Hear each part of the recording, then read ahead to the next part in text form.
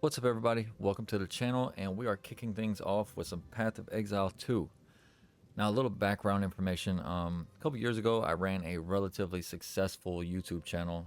Most of the games I played were based in the Souls-like universes. So, Sekiro, Bloodborne, Elden Ring, pretty much anything you could think of that even sounded like a Souls game, I was playing it. With those games, what I would do is I would just play them on the hardest difficulty that you could possibly do. So I'll use Sekiro for an example. I played through a normal playthrough and recorded the whole thing as like a walkthrough or let's play. And then never going into New Game Plus, I always started at New Game. Once I beat everything, I went into the next one, kind of doing the same thing, but going through each boss fight, making sure that I could do a no-hit kill. Wouldn't be the prettiest, but just trying to make sure that I could get each boss down without taking any damage at all. And I would still upgrade all my stuff, do all the stuff. Third playthrough, I would then go ahead and unlock things like Kuro's Charm and the Demon Bell, and then play through the game without any upgrades whatsoever, and then go with hitless runs on every boss. And I just wouldn't progress until I did like a really cinematic looking hitless run on every single boss with no upgrades. And then my final playthrough, I would record all of it and then do like a retrospective essay on the game's story, the gameplay, the mechanics, the combat, the boss fights, all that good stuff. Well, right around the time where Elden Ring was released, I was planning on doing something very similar, and especially with a game the size of Elden Ring, I pretty much had content lined up for 2 years or so, because I put in well over probably 4,000 hours in Elden Ring. However, during that time, about 2 weeks after the game dropped, and I was going through my first playthrough, recording everything, my brother ended up passing away, and it was very unexpected and kind of came out of left field, and it really just knocked me on my ass, and I just kind of stopped. Now, a few times I kind of wanted to get back into it. I tried, but I didn't really have that spark anymore of like wanting to do things like YouTube, wanting to try to do stuff on top of my normal day to day. Side note, I'm a soldier in the Army, so been in the Army for about 13 years now. So I have like a full-time and a half job pretty much. So this is all kind of done when I get a couple hours to myself. And I couldn't find that spark to get back into it. That was about 3 years ago, and recently I just been trying to find things to kind of get that old me back. And this is one of the things I've always wanted to do. So I decided Path of Exile 2 sounds like the game for me. Not a very experienced ARPG player. I did play Diablo 3. I played Diablo 4 as well. Played Diablo 3 on, I believe it was called like Nightmare Torment or whatever. But I didn't go very deep into it. I played it for maybe 6 months. I didn't do any seasonal stuff. And then same thing with Diablo 4. I played it on hardcore as a necromancer. Did pretty well. I liked the game. Didn't really like the fact that the minion build when I was playing wasn't really viable for endgame. And didn't like, I forgot what the spell is called, but it's like the bone spear or whatever. I didn't like that style of gameplay, and it was kind of too meta to not play as a bone spear necro on hardcore. So I dropped Diablo 4 after playing it for maybe 2 or 3 months and never really got back into it after the first season. But I have been keeping an eye on Path of Exile. Now, I wanted to jump into PoE 1, but with PoE 2 coming out, I figured perfect chance to just jump into something fresh, no experience going into it, and here we are. Now, I will say I have played a little bit on Path of Exile 2. I made it, I think, like 3/4 of the way, maybe, through Act 1. I haven't completed Act 1 because I've been playing on hardcore. So just kind of understand the mechanics of the game, so it wasn't so nasty when I tried to record anything on it. It didn't look like shit. But that's kind of where I stopped off. So I do have a little bit of gold on my hardcore account, but I went ahead and emptied out all my stash tabs and stuff, and then I purchased like the stash tab bundle that was like 500 gold or whatever. So now I have all the stash tabs unlocked. Makes organizing inventory 1,000 times easier. And I'm going to be jumping in doing a hardcore run as a let's play from start to finish of the campaign. Now, I have no disillusions that I'm gonna take this character all the way through endgame and all the way through whatever endgame for Path of Exile looks like. I've never experienced it before without dying. So my goal for the walkthrough is just to get to the end game, get through the campaign on hardcore without dying. Now, if I die, I'm gonna just restart, go back through all the acts until I completely beat the game on hardcore. I will be sending myself gear uh, through the stash system. That way, if I do die, I can catch up a lot quicker. But my intent is that this entire series runs until I've made it through all the acts of the campaign to completion. I'm gonna be doing this on the witch class. So I like to play a necromancer in ARPGs. I like playing an affliction warlock in World of Warcraft. So this is kind of like what I like to do. Later on, when the game actually releases, because we're in early access, but when the game actually releases, hopefully I have a good grasp on all the mechanics and all the systems. Because to be honest, I'm pretty much going in blind here. I have no idea how to build a build for Path of Exile. So I'll be figuring that all out here in early access, and then when the actual game drops, I'll be doing the same thing with a lot more experience and be able to provide you guys like, full walkthroughs or tips or boss guides, all that good stuff that goes along with it. So a lot of rambling at the start, just laying the foundation. I appreciate anyone who's watching, probably none of you, but maybe one or two.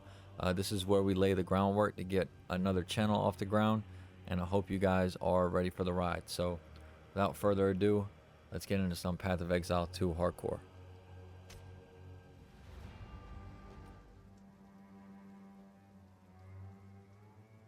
Criminals! Your sentence is to be hanged from the neck until dead. Let your souls feed the first ones, and your bodies feed the land.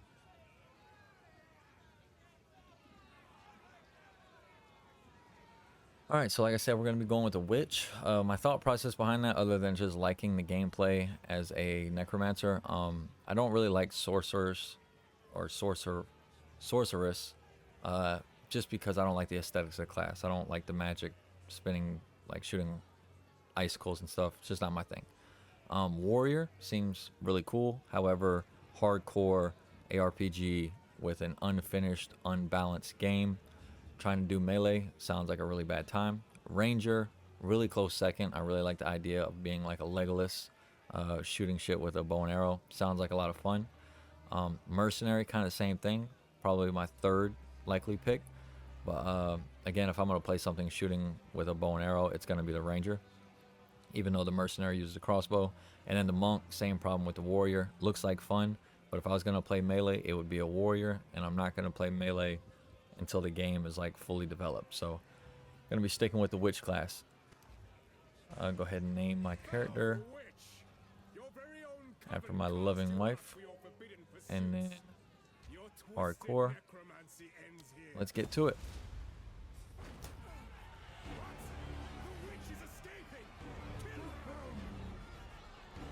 Still one of the coolest opening sequences I've seen. It's like really quick and straight to the point, but like a really cool concept. Everyone gets hung, you escape. Pretty cool shit. I really like the music so far too. Even though I've only made it through like 3/4 of Act 1, the music so far has just been incredible. If you guys hear any background noise, it is Christmas break here, so all 5 of my kids are currently at home constantly, and it's been raining the last couple days, so they've been stuck in the house. That's been freaking awesome on my eardrums. Plaguing our men.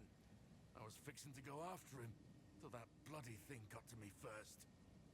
Now, all those who drowned in the flooding, suddenly they ain't so dead no more. I would appreciate it if you could...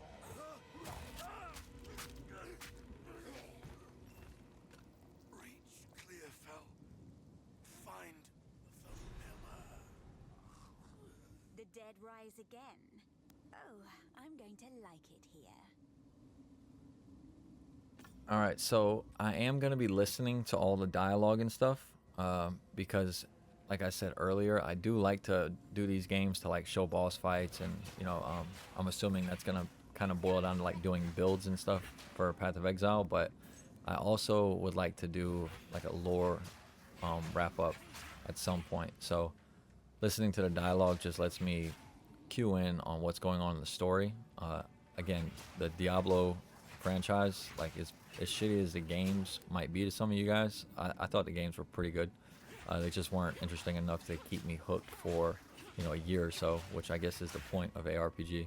But the lore, you know, the cinematics and like the storytelling was incredible in those games to me. You know, some of you might not like it, but I thought it was really cool. So I want to see how Path of Exile kind of stacks up in regards to its competition in that manner as well.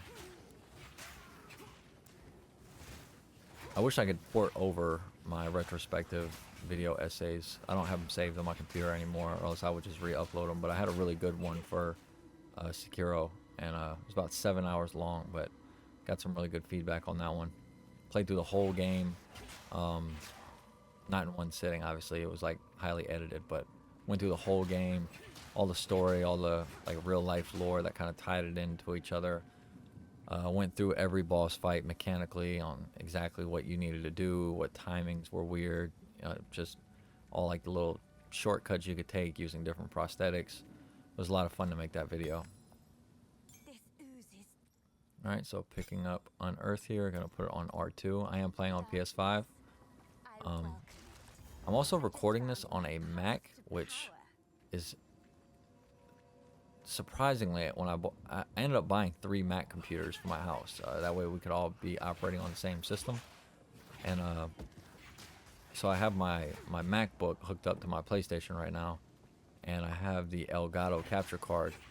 And I mean, talk about a fucking shitty product where you can't even like put your headphones on and play the game at the same time. It's kind of insane that they have those kind of limitations on them, but so I got the volume turned down on my TV screen, but I can still hear it a little bit. So if you guys hear any background from the TV, that's just me trying to like kind of hear, especially for boss fights. You know, a lot of times we don't think about it, but a lot of the tells and stuff in boss fights are audio cues. So I kind of need to be able to hear that. Plus, you know, any dialogue from the story. But I'm gonna be looking to upgrade that in the near future. But for now, we're just gonna kind of chug along. I got my mic and stuff set up to where it shouldn't be too much of an issue. Don't need to identify that. Just got some armor. Alright, so passive skill tree. I haven't really gone too crazy looking down all the paths for the skill tree. But I do know that for hardcore, I'm going to put quite a bit of focus in the energy shield in the beginning. So we're going to just start there. And while I'm not recording, I'll take a deeper look at all the skill tree stuff and kind of pick a direction that we want to go. But for right now, the only solid lead that I have on skill tree stuff is that I want to have strong minions.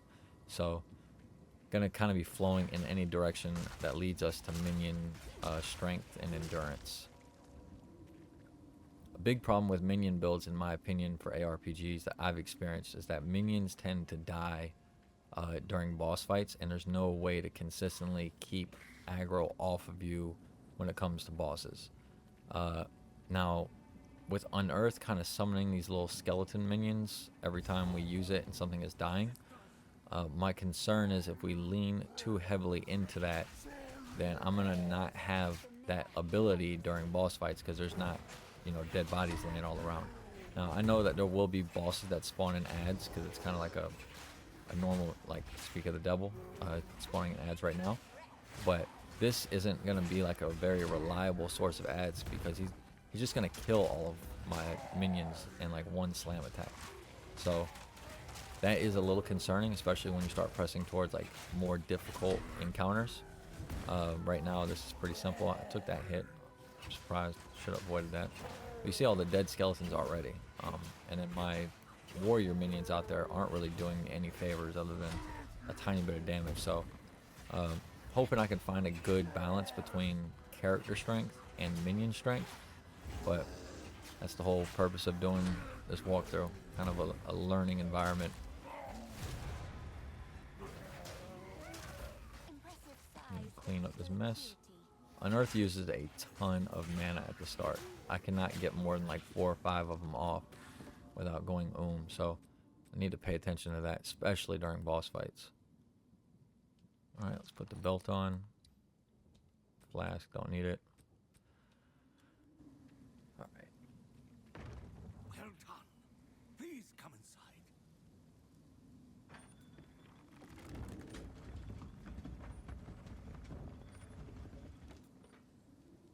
Alright, let's get into Clearfell.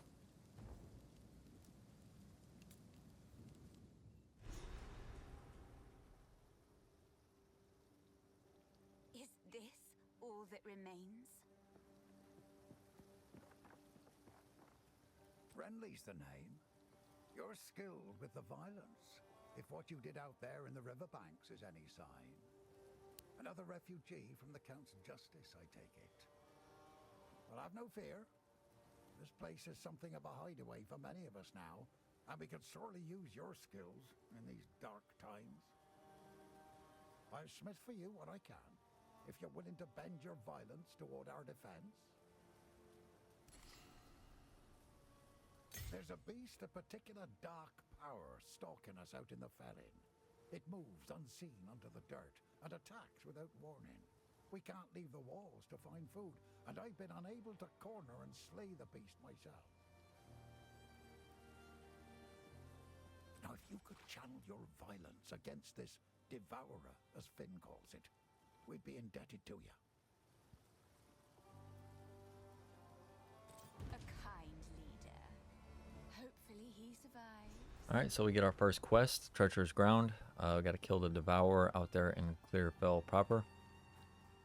By decree of the Count of Orgum, able-bodied men capable of excavation must present themselves at the manor at It'd be once. interesting to see this count. Failure to do so will constitute a crime. From where I got in the beginning of Act 1, or like more to the middle of Act 1, it seems like the count is the same guy from the intro cinematic, which a lot of you are probably like, duh. But I didn't get to see the whole story fleshed out. Never actually saw the count in the game, so I'm just guessing at this point, but that seems likely. We do not live. I am Una. All this began the night Count Gino. If anyone here is watching and hasn't played the game for the first time, Clearfell is going to kind of act like our central hub. The characters here, you got Una, Renly, and Finn. They're all kind of like merchants that sell their own style of gear. So Una here will sell gear intermittently. It'll update as you level up. Same thing with Renly. Renly sells like hammers, armor, shit like that. She sells a little mix of everything, with an emphasis on like scepters and wands and stuff for casters. And she can also disenchant items, which we're going to be doing here. So you disenchant and you get a couple crafting regents, and then anything that you can't disenchant that you don't want, you can just sell off. So here's that crafting regent.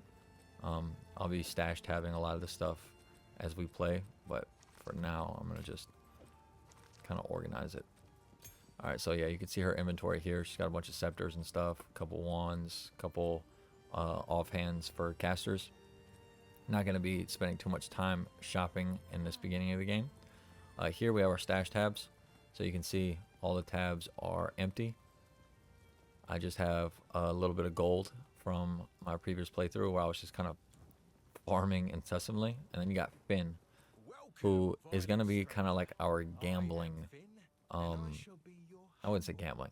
Basically you pay him and you get like a template of, let's say, a scepter, and then once you buy that template, it rolls random stats and abilities on it. So it kind of gambling, but if you're looking for like a scepter, let's say that summons out the skeletal warriors without you having to invest the spell into doing it, you just roll over and over at the cost of gold until you get that ability.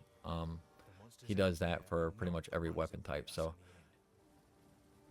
from what I can tell, the best way to do it is to check with Renly and check with Una first. Make sure that they're not selling the exact thing that you're looking for.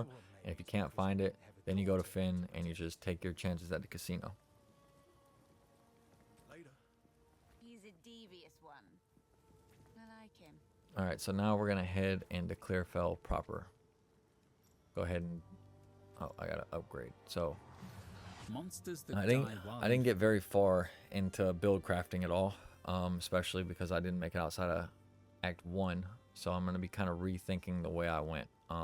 Originally I went with Contagion as kind of like, oh, I'm gonna be like an Affliction Warlock, and I'm still gonna do that. But for right now, we're gonna roll with the Skeletal Snipers because they're gonna offer quite a bit of damage.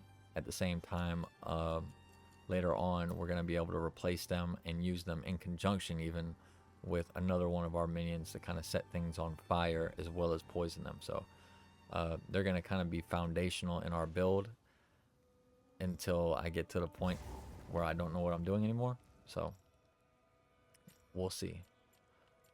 All right, let's get our town portal going, and we're off to the races. Now, once I unlock Contagion, it'll be a little bit more of a repeated opener. What I'll do usually is I'll open up with a poison gas if I have, you know, mobs that aren't going to sprint at me right outside the gas.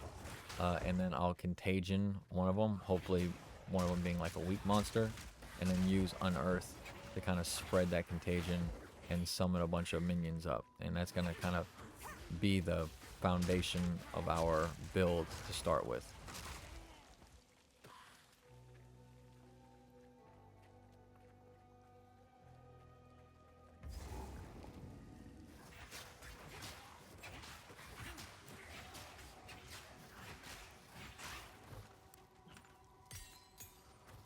Alright, we got another skill gem, so that's going to unlock Contagion for us, which is going to help apply like another source of damage over time.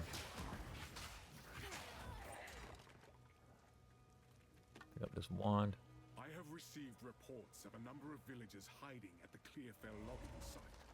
Travel there and convey my order to return.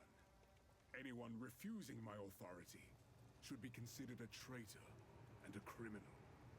Deal with them as you see fit, but bring their bodies back to the manor. Alright, let's go ahead and unlock Contagion. Monsters that die. Go ahead and put that on L1. Now the biggest challenge I ran into was Spirit. So Spirit is definitely the most valuable resource, even more valuable than mana as a witch, because Spirit kind of governs the amount of minions that you're gonna be allowed to have out at one time. So right now, running the Skeletal Snipers at their base level, it's gonna cost me 90 Spirit, and I only have 100 to start with. Spirit is kind of tied to scepters in the game, so my regular like bare minimum scepter that I'm rocking right now only has 100 Spirit. Now you can find other scepters that will have like modifiers on it for like, you see I'm out of mana already. Unearth is crazy expensive. You can find scepters that have like plus, you know, 13% mana or Spirit, and then maybe you can squeeze out another minion or two. But for right now, the Skeletal Sniper is just gonna do more for us than adding more warriors, because the bulk of our damage not only comes from, you know, the spells like Contagion and Unearth, but it actually comes a lot from those little skeletal spider minions that I summon when I hit enemies that are dying with Unearth. And they also spread Contagion, which is going to increase its damage from 100% to 300% after it jumps 3 times. So the name of the game is to kind of burst down that first enemy with Contagion and then leapfrog that Contagion to as many possible enemies as possible while hitting them with Unearth and keeping them in my gas poison. Let's go ahead and level up real quick. And we're pretty much going to be doing like a 1-for-1 spell damage, minion damage, and energy shield. I'm going to throw in occasional attributes. Like right now we have 15 intellect. I'll probably bring that up to 20. And then same thing with strength and dexterity.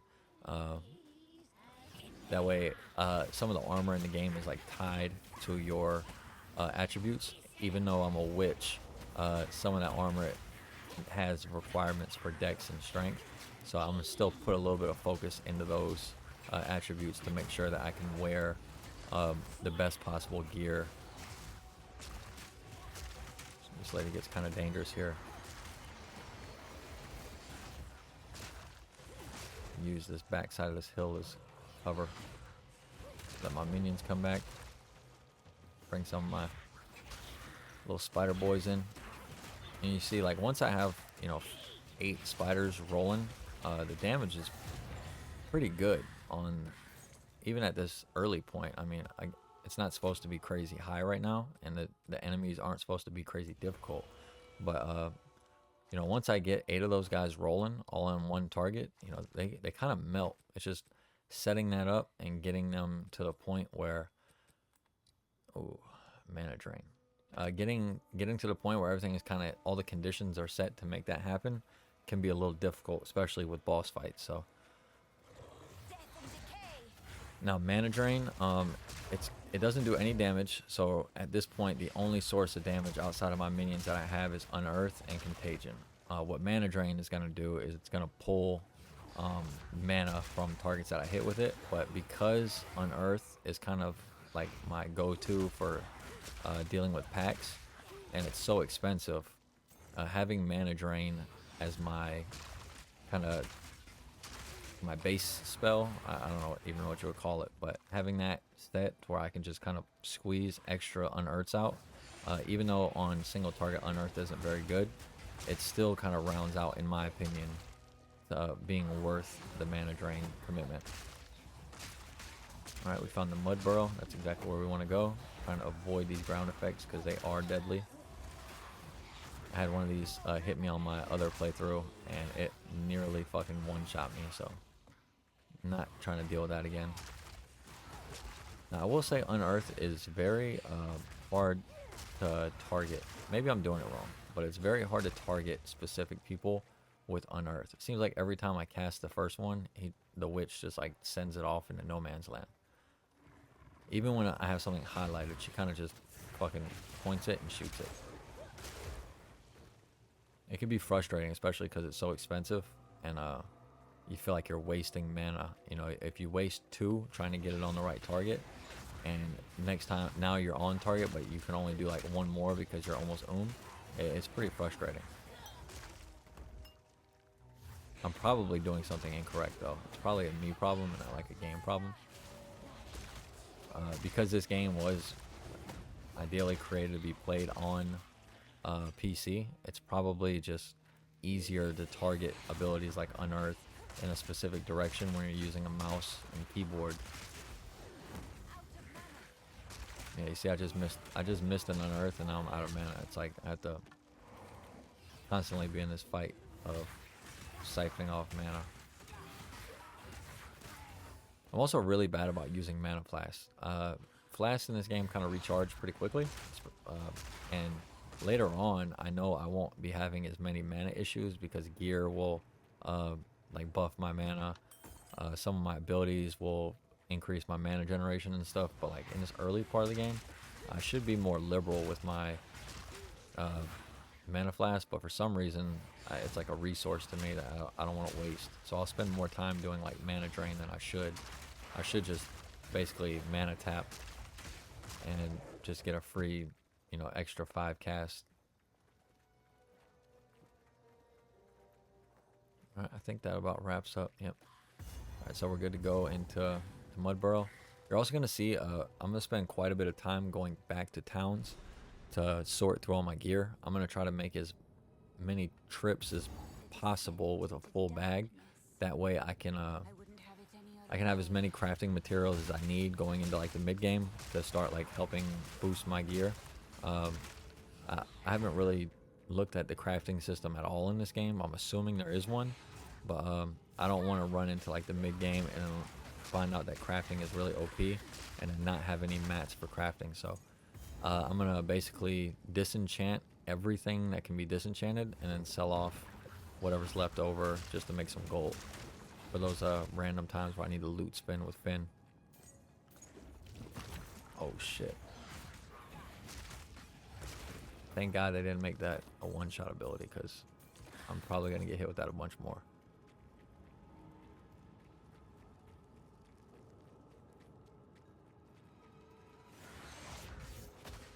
Now this is like where Unearth shines, where you can kind of get everything funneled up together in line, and you can just spread that contagion, just constantly pump out damage. This is where like the witch is at her best.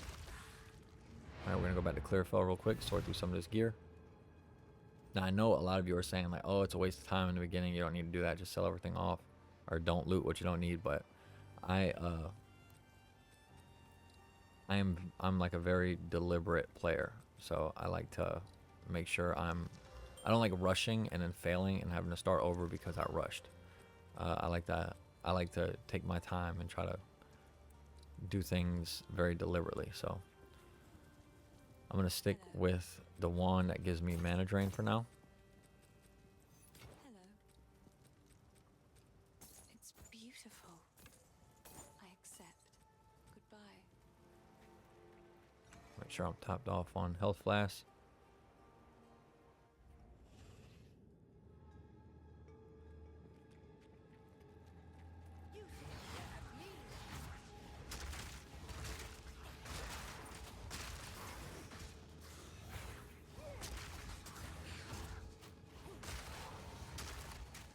It is really, really nice to have an ARPG where you can dodge roll. And I like how they didn't make it like a cheap dodge roll where like things just hit you anyway. Like it's an actual dodge roll. You can it's actually like a skill thing. It'll be interesting to see how they balance damage with us having that dodge roll, because with the dodge roll being a thing, if it's not balanced around being able to dodge everything, like for example in Sekiro, you can completely nullify every mechanic in the game by interacting with the mechanics in the game. You can parry every attack. You don't need anything. There is no attack that cannot be parried, or it doesn't have a solution, right? Even like Makiri counters in Sekiro can be parried with like godlike timing. The grab attacks can all be nullified. Like, you don't need any upgrades, you don't need anything special, you need no gear. You can just play Sekiro from level 1 and never upgrade and still beat the game. But that's because the game is balanced around the deflection mechanic. Now, if they did not balance this game to where everything can be nullified with the dodge roll, then that means that there's going to be moments in the game where dodge roll will not be able to save you. And in those moments, I'm worried that they would have boosted the damage too high to face tank hits, especially with a character like the witch. Because in a world where you have a mechanic that completely nullifies damage, in order to make the player feel pressured, you have to have mechanics that end up killing the player for messing that up. Kind of like if anyone here has been playing Black Myth Wukong, you know, a lot of the attacks in Black Myth don't do like, you know, kill you damage right off the bat. Like you generally have like quite a bit of attacks that you can tank before you die. That's because Black Myth Wukong isn't it's not built off of perfect parrying or perfect dodging. You can do those things, but you can also use your abilities to kind of like out heal or out damage, or you know, just kind of trade blows with the boss. So that game is very like evenly spaced out. But when you get really good at it, and you are very good at like dodging perfectly and parrying with rock solid, once you get very good at that, the game almost gets like insanely easy, because it's not balanced around that one mechanic. In a game like Elden Ring, where you can parry, you can block, you can dodge, or you can build your character to kind of face tank stuff, you have like very deliberate one-shot mechanics like Waterfowl Dance, or you know, Godfrey's fucking Slam from Hell, and you have to respond to those accordingly. In a game like this, where you have so many things that are going, you got resistances, armor, evasion, energy shield, dodge roll, you know, percent on damage, percent on hit, like all these kind of crazy things going on. It's got to be very difficult to balance boss fights around all of those independently. So I'm assuming the challenge here for hardcore is going to be surviving those like big moments where the developers were like, we need to make this a no fail task. Like right now, the poison, I mean, just the poison damage being in it for, you know, 2 seconds does more damage than base tanking some of these projectiles. But imagine a world where there's like an AoE slam that causes poison damage. Now you're looking at like, if you don't dodge it or get the correct spacing, you're just dead. And it's really unfortunate in games when you die to like mechanics that feel unfair. So hopefully not too many of those. I almost died right there. Look at that poison, crazy. I just drank a flask to avoid that because I knew that was coming. It's getting kind of chaotic. It would have been nice to have my wand that does damage right now,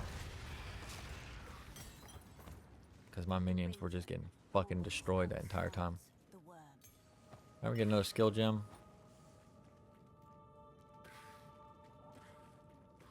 Go ahead and clear the rest of the mud burrow out just for experience. Go ahead and unlock whatever skill. Monsters that die while infected. Alright, so with now we have contagion. our first option. Do we increase skeletal sniper to level 2, bringing the cost down to 65 spirit, or do we bump up contagion? I think what I'm going to do is I'm going to go with contagion, and then I'm going to not focus on the skeletal snipers at all. I went really, really high into, I think I got skeletal snipers to like level 5, and I was never able to get more than 2 of them out while also supporting other minions. So I think instead of doing that, I'm going to just leave skeletal snipers behind for a while I work with arsonists, because they are much cheaper for some reason. Now, if I remember correctly, the reward for this quest is going to give me my first support skill gem. What these things do, for those of you who, again, aren't playing the game or don't know, support skill gems modify your abilities unlocked through skill gems. For example, with the little critters that are running around, I'm going to be unlocking an ability called Minion Instability on my Unearth ability. And what it's going to do is every time I spawn the little spider minions, whenever they go into engage, if they die, they're going to do an explosive fire attack that is going to cause AoE damage. Like, I think it's equal to like 30% of their health, which is not insignificant, especially early in the game. You can make, you know, they have so many different support skill gems that like it would be hard to explain it. But instead of going through the entire tree, I'm going to look and kind of see which ones I'm going to unlock, and then just talk about them as we get there. Shouldn't have much more. These two should loot and meet. Keep letting these guys hit me. It's not good. That's the things on hardcore that kill you. It's like you're not paying attention.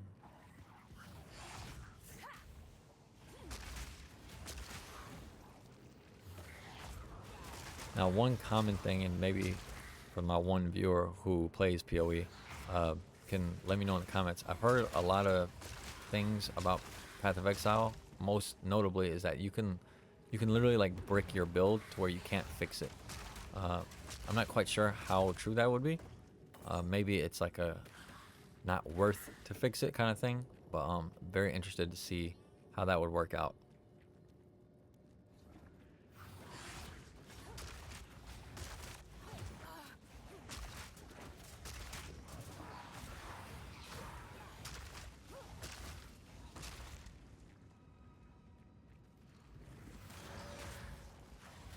Man, I got just ripped through my minions.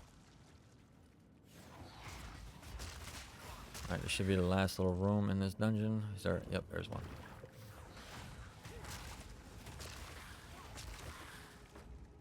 Alright, Orb of Transformation. Now we can go back to Clarifel and turn this quest in.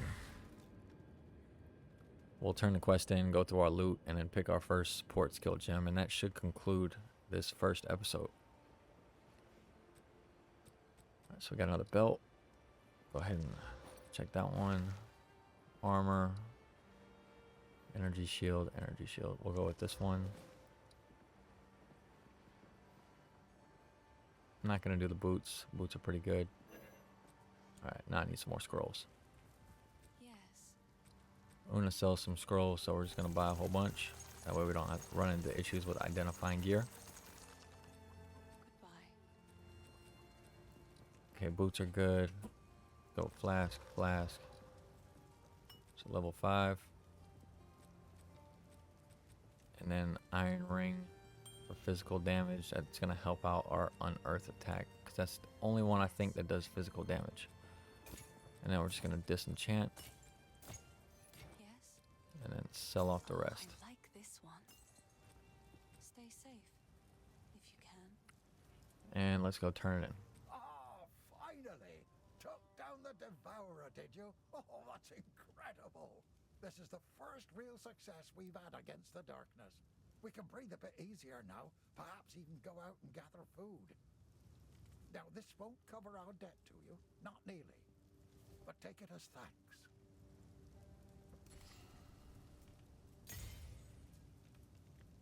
All right, so let's take a look.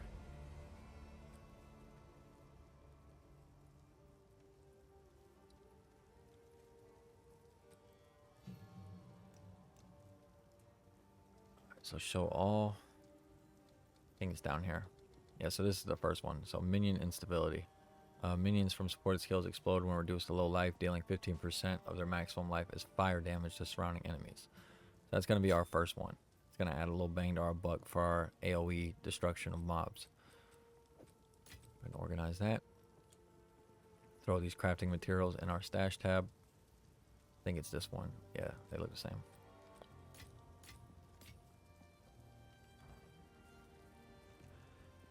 All right, so that's our first quest done. Gonna be picking up right where we left off in the next episode. Thanks for joining, guys. I appreciate you stopping by.